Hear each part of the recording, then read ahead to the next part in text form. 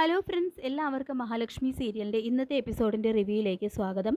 അങ്ങനെ മൊഴിയെടുക്കാൻ വന്ന എസ്ഐയോട് കണ്ണൻ സാറ് നടന്നു എന്ന കാര്യം അറിയിക്കാതിരിക്കാനായി സ്വയരക്ഷാർത്ഥം താനാണ് അർത്ഥബോധത്തിൽ മേഘൻ്റെ ദേഹത്തേക്ക് പാറക്കല്ല് ഇട്ടത് എന്ന് മാറ്റി പറയുകയാണ് മാർക്കോ ചെയ്യുന്നത്. പിന്നീട് കണ്ണനെ തേടി പോലീസ് എത്തുന്നു. സ്വയരക്ഷാർത്ഥമാണ് മാർക്കോ മേഘൻ്റെ ദേഹത്തേക്ക് പാറക്കല്ല് ഇട്ടത്. പിന്നെ മേഘൻ ഒരു ക്രിമിനൽ ആയതുകൊണ്ട് തന്നെ കേസ് നിലനിൽക്കില്ല, എല്ലാത്തിനും കണ്ണനാണ് സാക്ഷി എന്ന് എസ് ഐ പറയുമ്പോൾ മാർക്കോ തനിക്ക് വേണ്ടി എല്ലാം മാറ്റി പറഞ്ഞിട്ടുണ്ട് എന്നുള്ള കാര്യം എല്ലാവർക്കും മനസ്സിലാകുന്നു. പിന്നീട് ലോപ്പസ് തന്നെ മഹിയോട് മാർക്കോയ്ക്ക് ഇപ്പോൾ ഒരു കുഴപ്പവും ഇല്ല എന്ന് നേരിട്ട് അറിയിക്കുമ്പോൾ എന്തായാലും ടെൻഷനെല്ലാം മാറുന്നുണ്ട് കേട്ടോ മഹിയുടെ.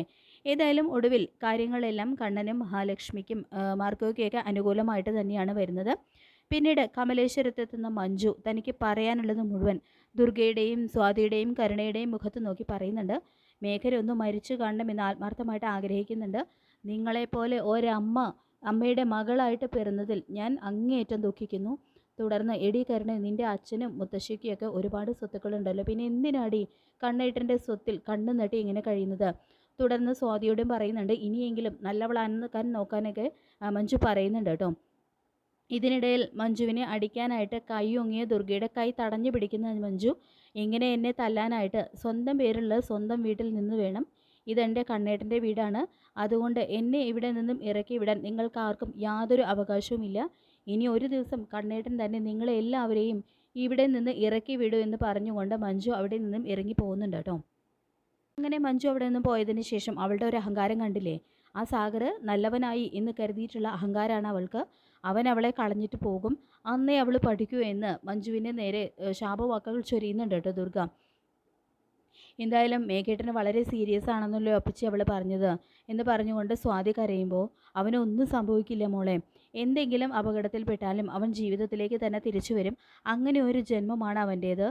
ഏതായാലും കണ്ണൻ വരട്ടെ, മോള് സമാധാനമായിട്ടിരിക്കുക എന്ന് പറഞ്ഞുകൊണ്ട് ദുർഗ സ്വാതിയെ ആശ്വസിപ്പിക്കുന്നു. ഇതേ സമയം തന്നെ കണ്ണൻ വരുമ്പോൾ, എന്താടാ കണ്ണ മേഘന് പറ്റിയത്?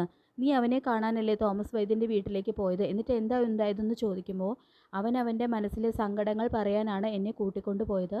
അതിനിടയിൽ ആ മാർക്കോ അവിടെ വന്നു. മേഘൻ മാർക്കോയെ ദേഹത്തേക്ക് കാറ് ഇടിച്ചു കയറ്റി അവനെ കൊല്ലാൻ നോക്കി. സ്വയരക്ഷാർത്ഥം മാർക്കോയാണ് മേഘൻ്റെ ദേഹത്തേക്ക് പാറക്കല്ല് ഇട്ടത് എന്ന് പറഞ്ഞുകൊണ്ട് മാർക്കോ പറഞ്ഞ കാര്യങ്ങൾ തന്നെ കണ്ണൻ അവിടെയും പറയുന്നുണ്ട്. അവൻ്റെ സർജറി നടന്നുകൊണ്ടിരിക്കുകയാണെന്നും സർജറി കഴിഞ്ഞാൽ മാത്രമേ ഡോക്ടർമാരാണ് വിധി എഴുതേണ്ടത് എന്നുകൂടി കണ്ണൻ പറയുമ്പോൾ, കണ്ണൻ അവരുടെ മുന്നിൽ അഭിനയിച്ച് പറയുമ്പോൾ അത് കേട്ട് വല്ലാതെ തന്നെ ഷോക്കാവുന്നുണ്ട് ദുർഗയ്ക്കും സ്വാതിക്കും കരുണയ്ക്കൊക്കെ. അപ്പോൾ അവരുടെ വിഷമം കണ്ട് ചിരി വരുന്നുണ്ട് കേട്ടോ കണ്ണന്. അവൻ ജീവിതത്തിലേക്ക് തിരിച്ചു വരാനായിട്ട് എത്ര പണം വേണമെങ്കിലും മുടക്കാനായിട്ട് ഞാൻ തയ്യാറാണ്. ഒരു ഘട്ടത്തിൽ ഞാൻ അവനെ തെറ്റിദ്ധരിച്ചു, പിന്നെ നിങ്ങളൊക്കെ പറഞ്ഞതാണ് ശരിയെന്ന് എനിക്ക് മനസ്സിലായി. ഏതായാലും മേഘനെ ഇല്ലാതാക്കാൻ നോക്കിയ ആ മാർക്കോ അവനോട് സീരിയസ് ആയിട്ട് കിടക്കുകയാണെന്നെല്ലാം കണ്ണൻ പറയുന്നുണ്ട് കേട്ടോ അവരോട്. പിന്നീട് മേഘനോടൊപ്പം മാർക്കോയും ഹോസ്പിറ്റലിൽ അഡ്മിറ്റ് ആണെന്നുള്ള വിവരം പ്രതാപനും മുത്തശ്ശിയൊക്കെ അറിയുന്നുണ്ട്.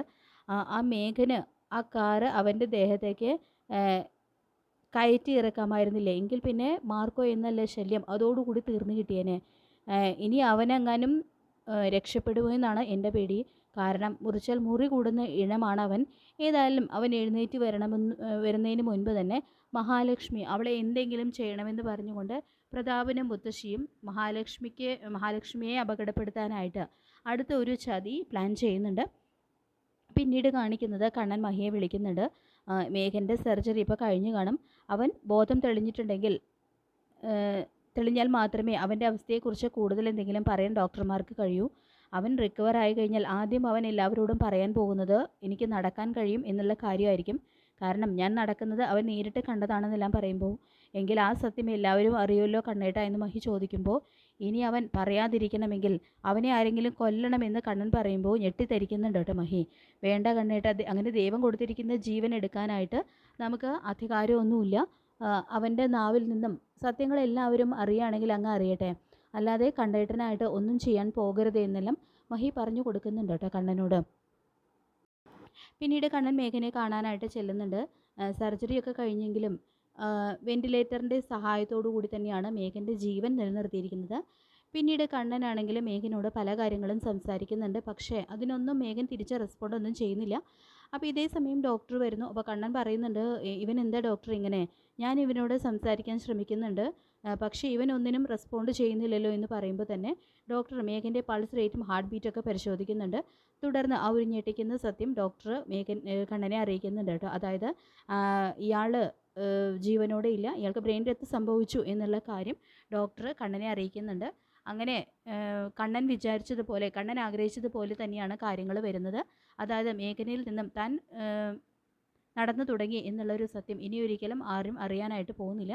പക്ഷേ മേഘനെ ആരാണ് വകവരുത്തിയത് എന്നുള്ളൊരു കാര്യം, അതായത് മേഘനെ ആരോ ചേർന്ന് ഇല്ലാതാക്കിയതാണ് എന്നുള്ളൊരു സത്യം കൂടി ഡോക്ടർ അവിടെ പറയുന്നുണ്ട്. അപ്പോൾ നമുക്ക് കാത്തിരിക്കാം ഇന്നത്തെ ലേറ്റസ്റ്റ് എപ്പിസോഡിനായിട്ട്. ഈ റിവ്യൂ ഇഷ്ടപ്പെട്ടെങ്കിൽ ലൈക്ക് ചെയ്യുക, ചാനൽ കൂടി ഒന്ന് സബ്സ്ക്രൈബ് ചെയ്യുക. താങ്ക്